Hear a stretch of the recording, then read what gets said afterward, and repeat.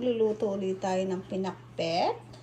So, yan ang ating mga ingredients. Bawang, sibuyas, kamatis, sitaw, talong, ampalaya, kalabasa, bulaklak ng kalabasa, kalalu, kangkong, at saka ito, ano nga kasing tawag nito? Nakalimutan ko na. Basta, yan ang ating mga ingredients. Okay, mamaya maaalala ko anong tawag doon. Tadan! So, hinihintay ko lang lumambot ang ating pork at tayo ay maggigisa na. Okay? Naalala ko na. Ito ay alokbati at talbos ng upo. Okay? Yan ang ating mga ingredients for today.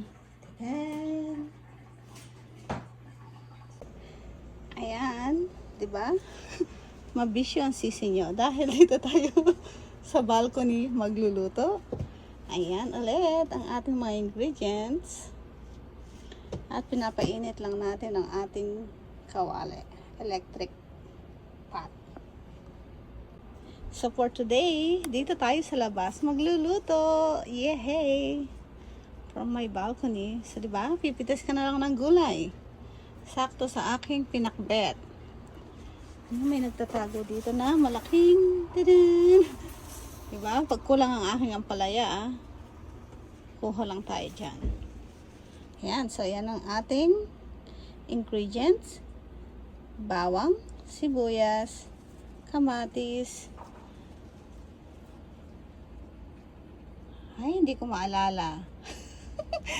Kalabasa, pampalinaw ng mata. Ampalaya. Ayun, ang talong, sitaw, bulaklak ng kalabasa. Ito ang nakakalimutan ko lagi. Yung pinakadulo ng upo. Tulod. Anong tulod? Ubod? Ay, whatever. Yep. Yan. So, ipiprito muna natin yung talong. Okay? Yan. Patuyin muna natin yung talong. Ipiprito natin.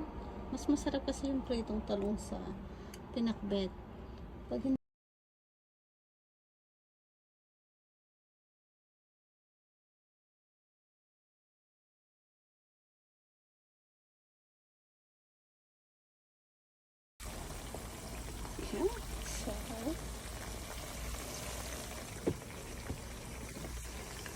meron tayong kumuha ng sili. Diba? So, prito muna natin ang talong.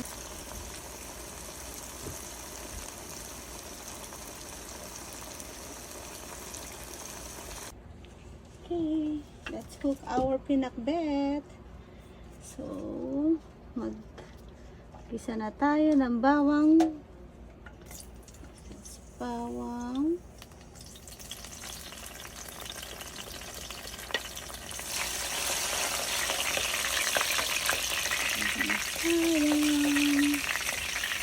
Lagay na natin ang sibuyas. Sabay-sabay na.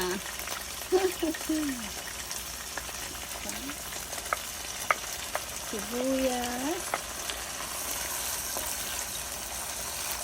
Oh, ang bango. Dahil fresh ang ating sibuyas.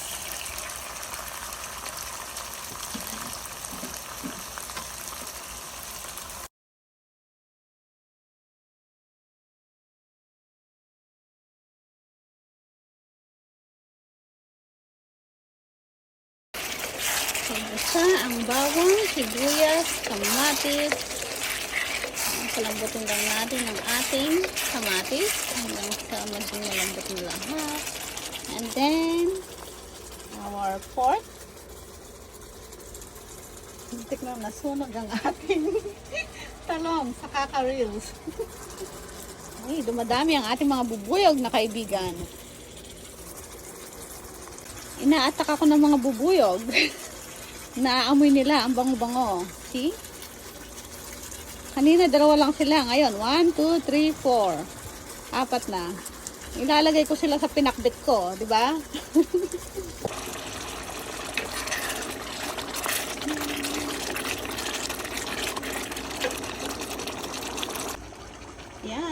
nilagay na natin ang ating mga kalabasa.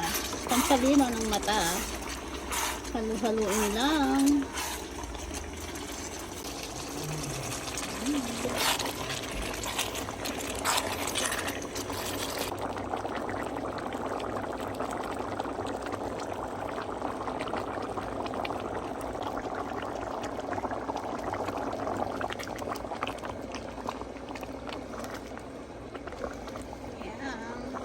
Gusto ko maraming sabaw kasi magki-creamy din naman yung sabaw niya dahil sa kalabasa. So now, lalagay na natin ang ampalaya at sitaw. Sabay-sabay naman. At okra. May okra dyan. Isang piraso nga lang. Yep.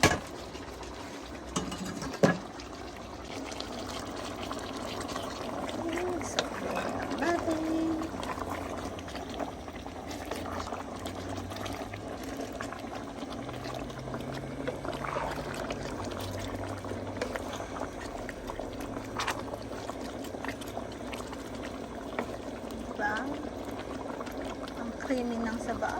Ito, isain natin ang isang squash para maging creamy ang sabaw. Okay, so pakuluan lang ulit. Okay.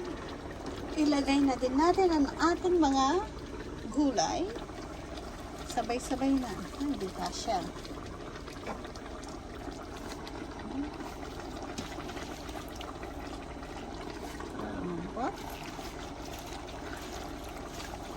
Ang kangkong.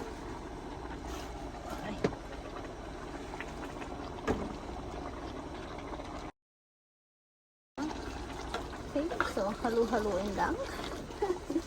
Ilagay natin, isiksik natin ang mga gulay sa ilalim. Yan. Para sabay-sabay nang maluto.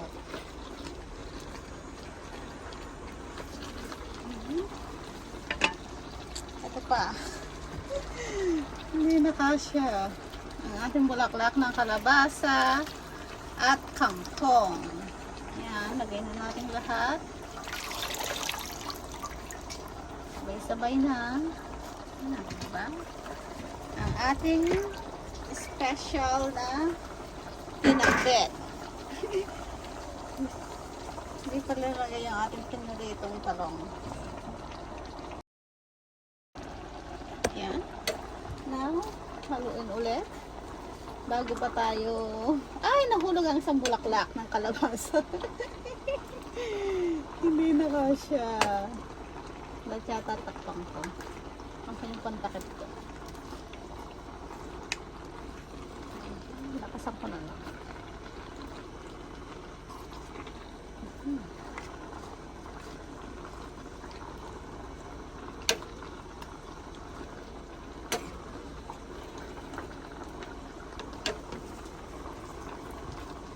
Yummy.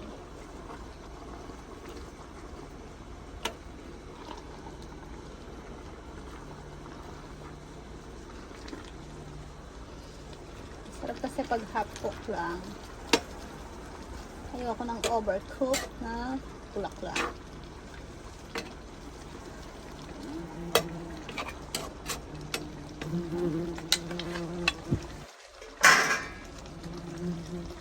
Ayan, now, lagay ang ating piniritong talong.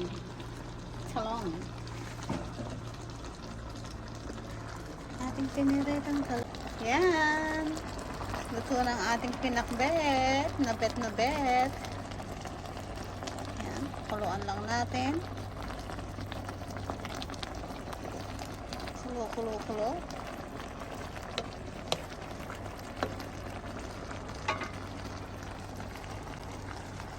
Tayo ay pumitas ng ito.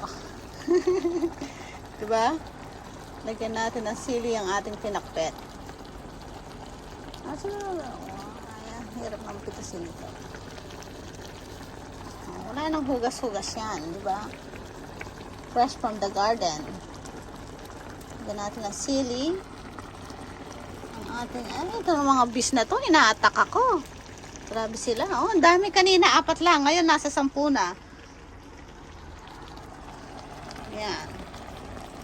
So, fresh sili from my garden. Ang ating pinakbet na bet. Ang sarap.